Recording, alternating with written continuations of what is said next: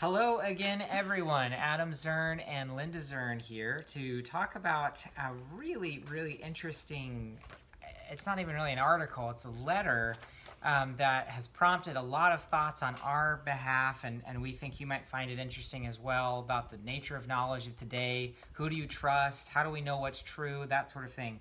So the letter is called Chaos in the Brickyard by Bernard K. Forscher of the Mayo Clinic. And this was written way back in 1963, which is incredible. I think not that incredible. It was a long time ago, and Hundreds of years. But the comments that he's making, I think, are so unbelievably relevant today, and what we face today. So I just want to read a couple of excerpts, but I definitely recommend that you all read it for yourself. But the long and the short of it is that there used to be builders. Okay, there used to be people who constructed buildings, which these buildings were knowledge, right? All connected. All of these different bricks were connected, and there were these edifices of knowledge. And what we have turned into are brick makers. What the academic world, what researchers have turned into, instead of creating buildings, they're just making more and more bricks. And so that's where this chaos in the brickyard comes from, that each one of this new brick is a new fact. Here's another fact, here's another fact, Yes. here's another fact. Oh my gosh. But what is it connected to? How does it impact us? How is this brick connected to this brick over there? How is this fact or this knowledge connected to this or that? We're already 2 minutes into this thing. So he says this: unfortunately, the builders were almost destroyed. It became difficult to find the proper bricks for a task because one had to hunt among so many. It became difficult to find a suitable plot for construction of an edifice because the ground was covered with loose bricks. It became difficult to complete a useful edifice because as soon as the foundation were discernible, they were buried under an avalanche of random bricks. And saddest of all, sometimes no effort was made even to maintain the distinction between a pile of bricks and a true edifice. It's an incredible letter, and again, the nature of knowledge and how things connect together. But what's your reaction to some of that? This was interesting. When I read this, I thought, because a lot of people are struggling now with this idea of trying to take all of these pieces, parts, and to put them into a whole, an understanding or a superstructure or a framework or anything that makes sense, that actually is something. And it made me think of this little, I was given one of these when I was a teenager, and I don't know how well you can see this, but this is a genuine Ozark do nothing. You use this little handle and you rotate the machine, and the little gears go back and forth, and your hand moves, and things are happening and such. The problem is that it does nothing. And you can do nothing all day long. You can do it to the right, or you can do nothing to the left, but it does nothing. And it made me think of this little object lesson in my life, which is that unless you are building something, unless there is some kind of foundation that becomes something, and it becomes integrated, you just have lots of bricks. You have lots of factoids, and boy, we love factoids, don't we?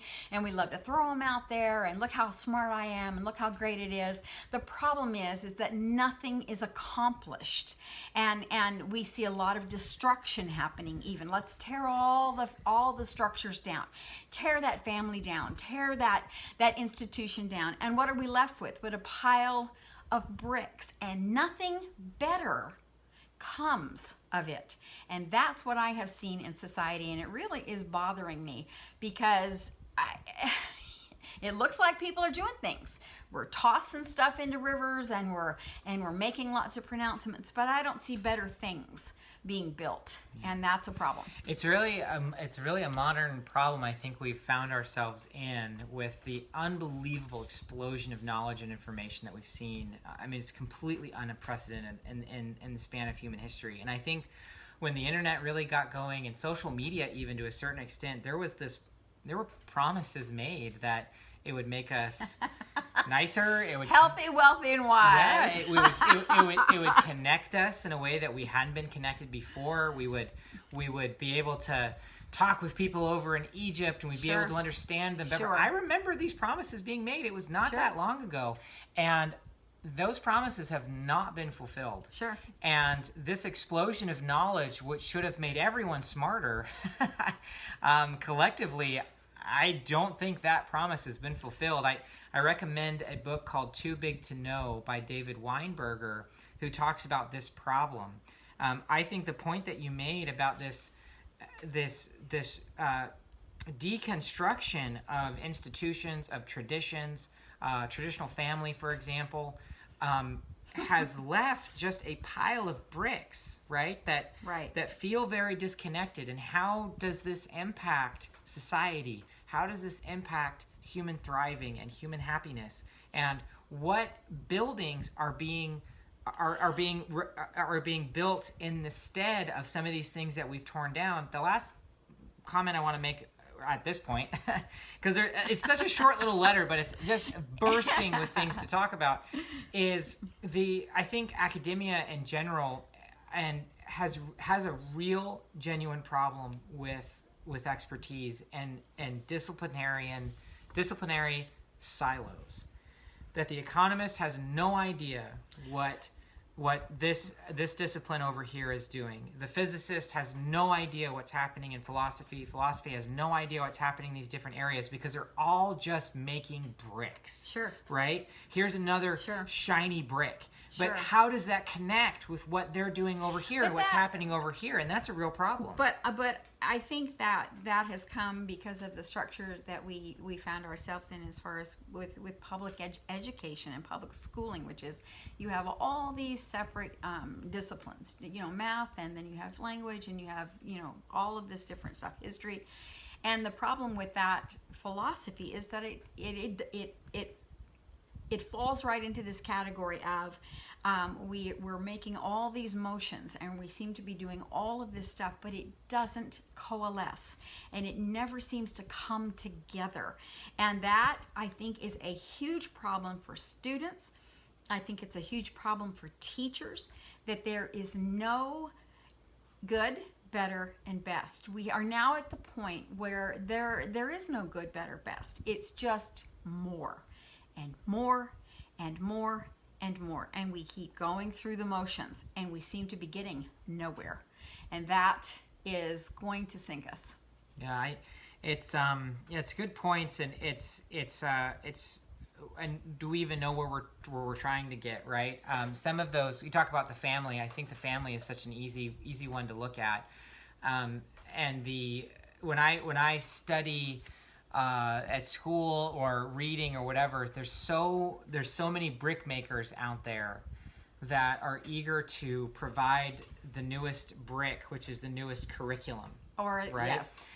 Or the newest learning, the newest fad, the newest approach. Learning theory, sure. Right? That's going to solve our educational woes, right? Generations of kids who have been left behind by the public school system, and here's this new learning theory, but it's just a brick, right? It's not a building. It's not connect to something. Whereas you have something like the family, right, which is a proven institution to better the lives of those who are involved in it.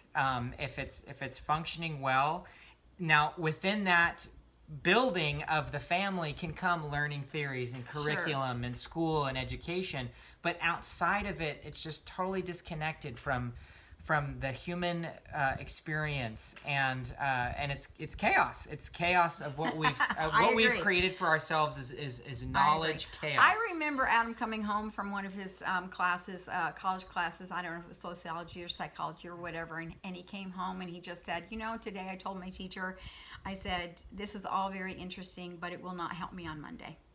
And I think that kind of as a summation of what the big problem is here. It's all very interesting, and it's all fabulous to sit around and discuss and to contemplate our navels. But in the end, is it going to help me on Monday live a better life, raise better children, and be a better human being? And if the answer is no, or if it's disconnected and you don't know if it's going to be something that is beneficial to me personally on Monday, then I think we have a problem.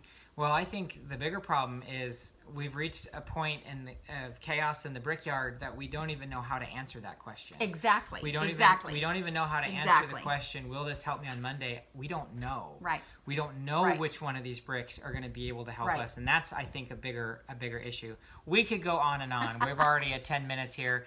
This is an absolutely fascinating little letter. Again, it's Chaos in the Brickyard, Bernard K. Forscher of the Mayo Clinic, written back in 1963. We encourage you to read it. What do you think about it? Are we in a state of chaos? Can we answer the question, who can we trust? Which of these bricks are important? Which ones are not? Which buildings should we raise families in, and which ones should we not? Right. Those are tough Right. questions, but we'd love to hear what you all think. Appreciate you coming by again. Thanks.